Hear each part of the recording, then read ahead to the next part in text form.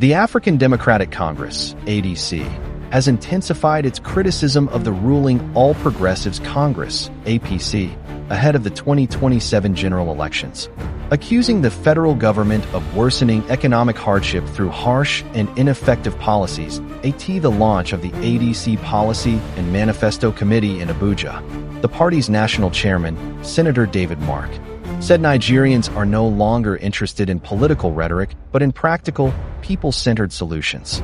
He charged the committee to develop policies that address insecurity, poverty, rising energy costs, healthcare challenges, education, and governance failures, stressing that leadership must be judged by its ability to reduce suffering and restore hope. Political analysts, however, remain divided over the ADC's readiness to challenge the ruling party. Speaking on Political Lens, legal practitioner and political affairs analyst, Barrister Darlington Agbo described the ADC as a party still, finding its feet, noting that it lacks the aggressive opposition posture once adopted by the APC during its rise to power ahead of the 2015 elections. Meanwhile, the APC has dismissed allegations by the ADC that civil servants are being coerced into joining the ruling party through electronic membership registration. The APC insists the process is voluntary and transparent, describing the claims as disinformation driven by fear of its growing membership. In Rivers State, tensions appear to be easing following reports that impeachment threats against Governor Siminalayi Fubara are losing momentum. The APC leadership says internal dialogue and stakeholder engagement are helping to calm the political crisis, as efforts continue to stabilize the state ahead of 2027. As political realignments intensify nationwide. Analysts say electoral reforms and public trust will remain central issues as Nigeria moves closer to the next general election. Okay, beautiful. We appreciate your presence in Political Lens.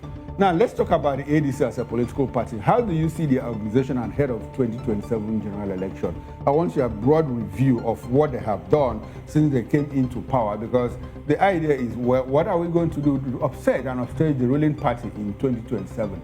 If you look at the ADC right from the inception, I mean, the time that, well, Atiku and Co. dumped their political interest in ADC up until this moment, how has the organization been in terms of their capacity, their capability and effectiveness in wresting power from the ruling APC in 2027? Let us into all that you know. The taste of the food is in the eating. It is only when ADC come into power that we now know the difference. For now, it is just rhetorics.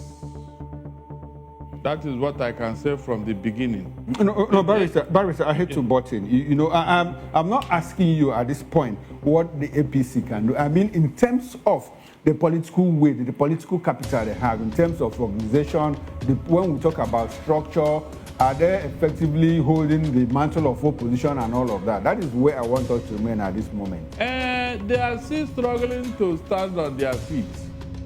As of today, we don't even know who is going to be what in ADC. ADC is like something that is in a flux.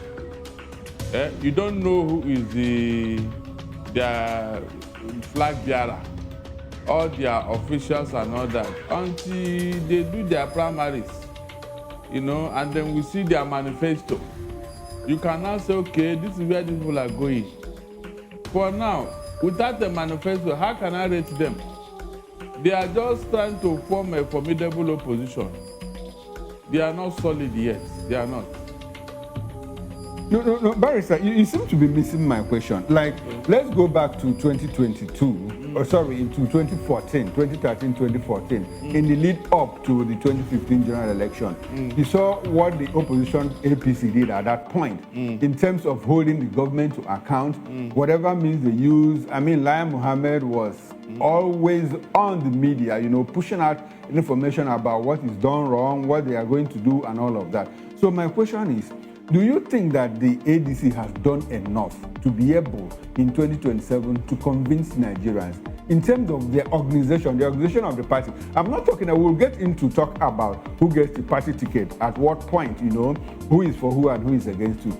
For now, ADC as an opposition party, how effective have they played that role of opposition? They have not, and that is because they are trying to find their feet. Okay. In 2014, 2013, you mentioned, APC was intentional. Okay. They were intentional on what they were. With people like Lai Mohammed, they gave a PDP a run for their money. But we are not seeing such a thing from ADC based on the fact that the people there are mostly conservative. Okay. They are not radical politicians who want to snatch it, to grab it and run with it. They are being level-headed and they are being cool-headed, and so they don't want to upturn the polity. ADC so far have been very cool-headed as far as I'm concerned. They are not your rabble-rouser who like to stoke up the polity, who like to rouse out on controversies, who like to carry propaganda and all that. I mean, what APC did, if every other party were to do it in Nigeria, the country will implode. So ADC so far is being what I can say, reasonable in their approach to national issues. They pick on issue and they talk about it. Like P2B is telling you about how many times somebody have traveled, how many times you have left the country. It's not good for the economy and all that. Yeah, and then Atiku is even to tell you what I mean. Atiku is now talking with ADP, yes, African Democratic Party. Now he's speaking with them. Is that not true? Meanwhile, he's in ADC, so you can see that this party, they are not there yet. Okay, so they are not yet very well organized. Exactly. You think that Bolaji Abdullahi is not doing enough as the spokesperson of the party? No, it's not in the order of Lai Mohammed. No, okay. It's not. And it's for a purpose. Because whatever they do now, with the level of insecurity we have, anybody that is trying to put fuel in a raging fire, that person will be held responsible. With all these rumors of coup and all that. So the country is not ready for somebody like Lai Mohammed now. Okay. You saw all the things he said under PD. You saw it. And 90% of them were falsehood. But PDP, because of their nature. ADC. I mean, when PDP at that point. Yes, at that point, yes. If PDP were to take on APC and all the things they said, most of them would have gone to prison. But PDP was very tolerant. Very, very tolerant. All the things APC was saying just to gain the attention of the polity. PDP allowed it. They never bothered. They never disturbed them.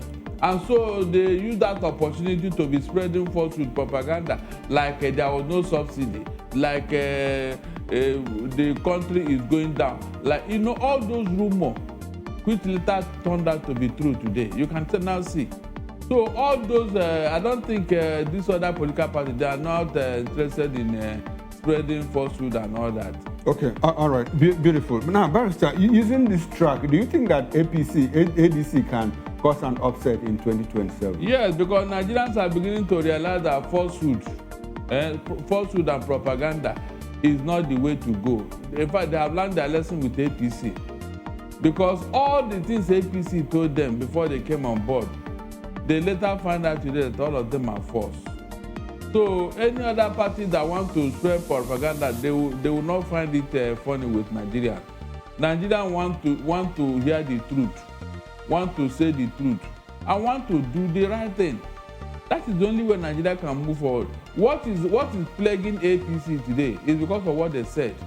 Their past is haunting them, and they don't know how to wriggle out of it. Their past is haunting them. Seriously. All the things they promised Nigeria, they have not fulfilled. Just one like this. And so, how will anybody come with the same trajectory and start telling Nigerians falsehood? And when I come to office, dollar will be 1 naira to $1. When I come to office, you'll be buying fuel 15 naira per liter. When I come to all those things. But they also said they were going to remove fuel subsidy, and which they have done. For what? I will see the results. We'll see the outcomes. They said when they remove it, Nigeria will become paradise. Okay. I listened to that inaugural speech and what the president said.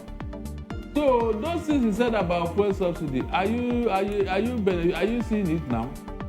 Well, but do we have to blame the president? The governors acknowledge that they are receiving more money. No, please. Let's start from you. You are the one who removed the subsidy. You are taking the large chunk of the subsidy removal. Is that not true? Let us start from you. Anything that has to do with the federal government supposed to be top notch by now. Okay. So that you can now have the audacity to blame the states. You are the one collecting the large chunk of FAC. Okay. What have you done with that money? They are building infrastructure. Which infrastructure? They are building the Lagos-Calabar Coastal Highway. Can you just imagine? They are building the Badagry-Sokoto Highway. Can you just imagine? Devuma, he says he's doing a lot of work along federal roads. Please. In all parts of the country. The easiest way to eat money in Nigeria is this road construction. That is why they are concentrating on it. That is the easiest way. A road that will not worth up to 100 million. Barrister, they refurbished the International Conference Center in Abuja. I think we are making this look like a joke. Barrister, we joke. I mean, these are things that we can see. At what cost? And how did it impact on the economy? Their so-called Lagos Calabar, since they finished the first phase, people have been using it. What happened? Okay, the ICC is raking in revenue for the nation. Like who have been using it? People have been using it. Who and who? We can acknowledge that a lot of people have been, in fact, people have lined up, that is booked up until a certain time. You had it, and who? If they do any major event in that place, you will hear it, the press will cover it, true of us. But the events will cover, the press will cover. You can't do any program there without the press taking notes. You must invite the press. Okay. You can't spend all that money to rent that place and you could put it in the cooler. No, but I'm telling you that events do happen. The events do go on there. Where are the events? Who and who? Barrister, this is just one because you raised the issue of removal of fuel subsidy. Now, NEL Fund, Nigerian students are accessing education loans, and the federal government has promised to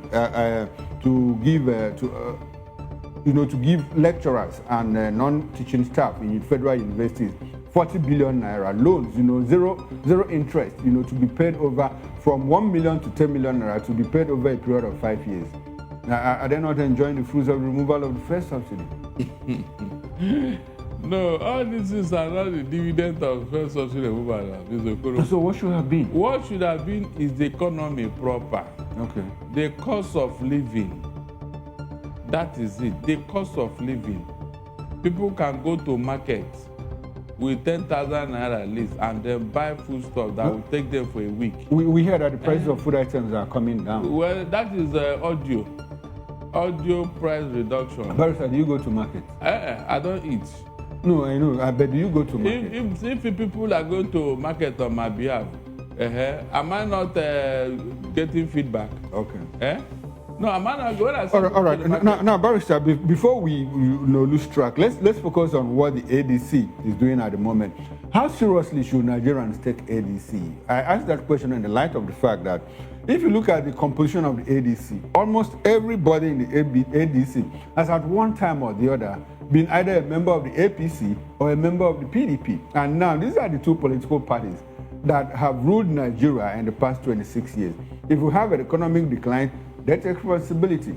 If we have economic growth, they take responsibility. Now that we are complaining, Nigerians are complaining about economic decline, and we have people from the two major political parties that caused this gather in one. They are nested in one political party. How seriously should we take them? Let us separate the wheat from the chaff, please. Okay.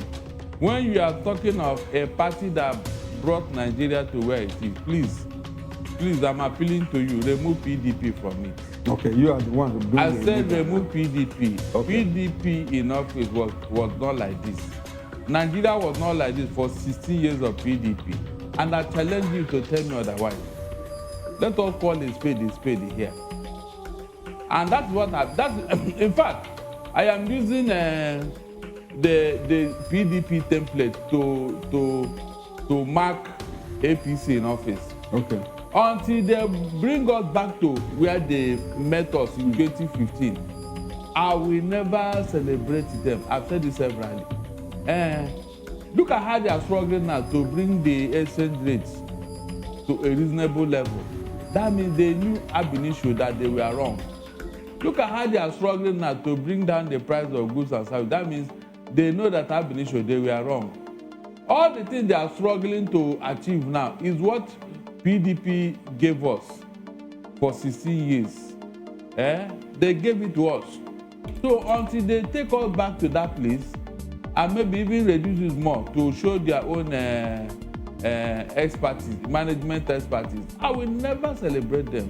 Okay. So anybody that wants to celebrate, they can go ahead. But all right. Now, Barrister, if you say we should isolate PDP, let us isolate PDP. Now, let's talk about people that have been in the APC and now in the ADC. If you look at the man that, that midwifed the ADC transition from an association to a political party, the man that became the first national chairman of the APC, talking about Odigie Oyegu, former governor of Edo State, is now in the APC.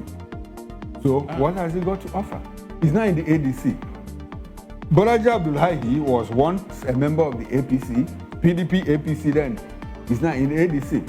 Nasiru El-Rufai, member of the PDP APC, is now in the ADC. So that's my question. We have people that have straddled, both political parties at one time or the other. And in their faces, this country collapsed, according to what Nigerians say, which you have also said. Now we have them gather in one political party. How seriously should we take them? The only thing that is constant in life is change. Okay. When they left PDP, you knew and you saw what happened. It was all about propaganda. Okay. APC used propaganda to rubbish PDP. Okay. And that was why all of them now coalesce into APC. Now, under APC, they realize that what they send them to buy for them in the market is not what they bought. Okay. They check all of them what they are saying. They say, no, this is not what our intention in APC. And so they are leaving APC to join another party. Barrister, are you aware that Atiku Abubakar was at one time a member of the APC? They left because APC was going on the wrong direction. Or because they didn't get power in the APC? No, it's not. No, the reason they gave is Germain. Okay. Yes. It's Germain, like these people now that are jumping into APC. If not for their own selfish interests and all that, tell me why they are going into APC. Is there anything tangible, something you can hold on to, that is driving them into APC? Is it not where things are moving, where things are going on that people want to go there? So is that of APC, if not for inducement and other pecuniary reasons? Is there any other reason why these people are going into APC? Especially people with baggages. People that have skeleton in their cupboard. Is there any other reason? So if people left. Okay, so why do you think people are going into ADC? Because that's a new party.